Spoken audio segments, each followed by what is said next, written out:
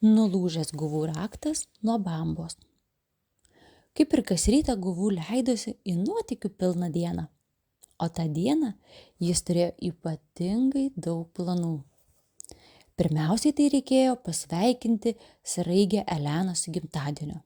Nors ir guvų tiksliai nežinojo, kiek jai metų, bet gimtadieniai gi visiems patinka. Tai yra ypatinga diena kiekvienam. Toliau guvų planavo su katyte Morka pasigaminti aitvarus, su kuriais jie svajojo pakilti į dangų taip aukštai, kad galėtų pamatyti visas pievas ir laukus ir surasti patį didžiausią lauką, kuriame augtų begalė saulėgrąžų žiedų. Tai buvo laukiamiausia tos dienos akimirka, nes atsidurti saulėgrąžų lauke buvo viena iš didžiausių guvų svajonių. Tad pasveikinęs sraigę Eleną, sudainavęs ją ilgiausių metų ilgiausių, guvų nuskubėjo pas katę Morką, kad galėtų kuo skubiau kibti į aitvarų gamybos dirbtuves. O kad dirbtuvės vyktų sklandžiai, reikėjo daugybės įvairių įrankių ir skirtingų medžiagų.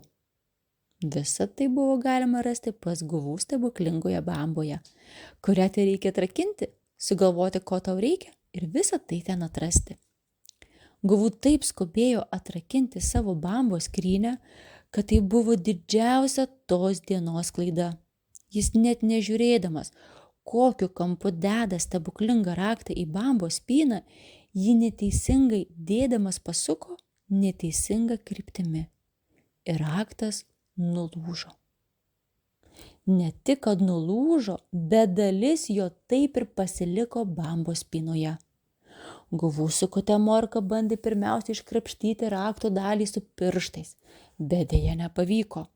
Tuomet jie griebėsi visko, ką rado aplinkui.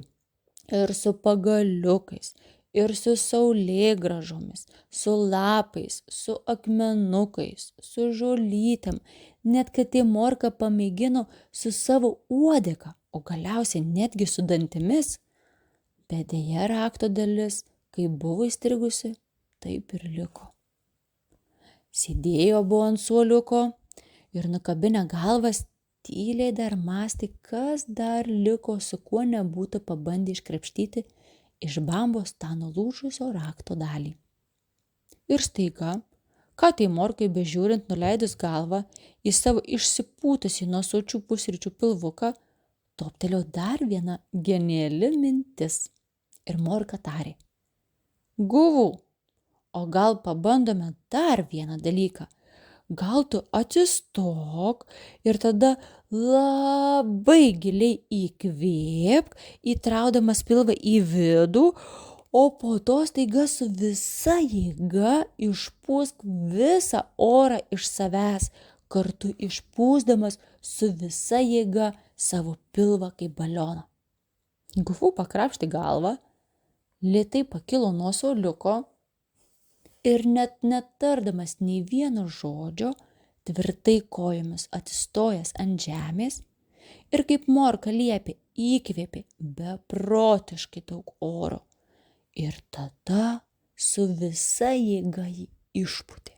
Pilvas taip staiga išsipūtė kaip didžiausias balionas ir išsipūsdamas su visa jėga išpūtė iš bambos užrakto įstrigusią rakto dalį.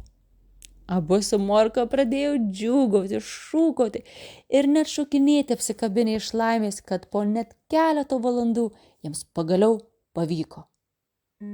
Tik ta įstrigusio rakto dalelė nuskriejo kažkur toli, toli.